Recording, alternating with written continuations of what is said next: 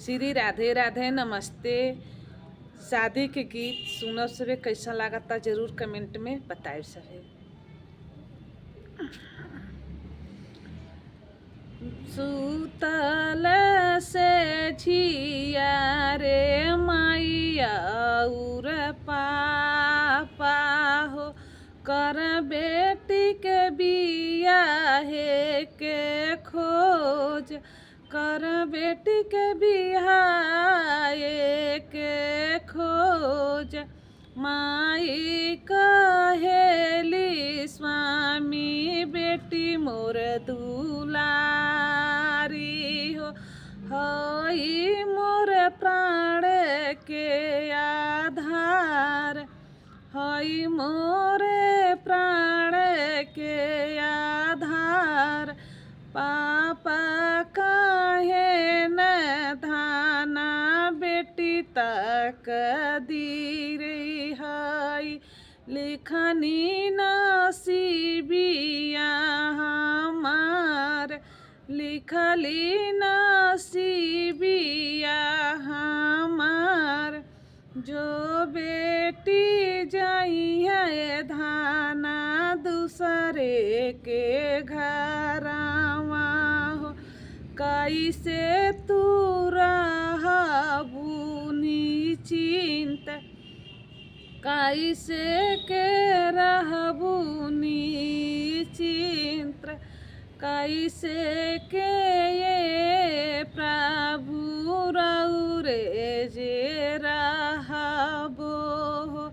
बेटी बेटी कहले घरे आई, रौरही बेटी स्वामी दुआरा पे ठाड़ रह।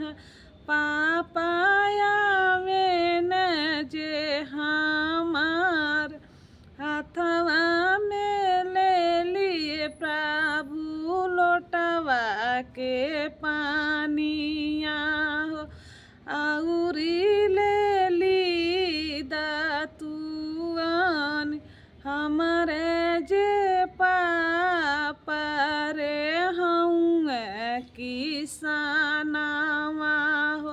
घरवा आई है पियासल, घरवा जे आई है पियासल।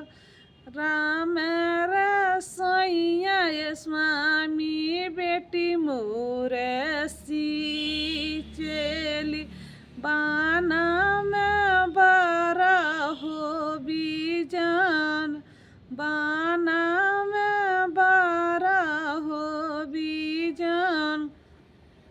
इतना प्यारी ये स्वामी हमारी दुलारी हो, कैसे करबे हम सबूर, कैसे करबे हम सबूर।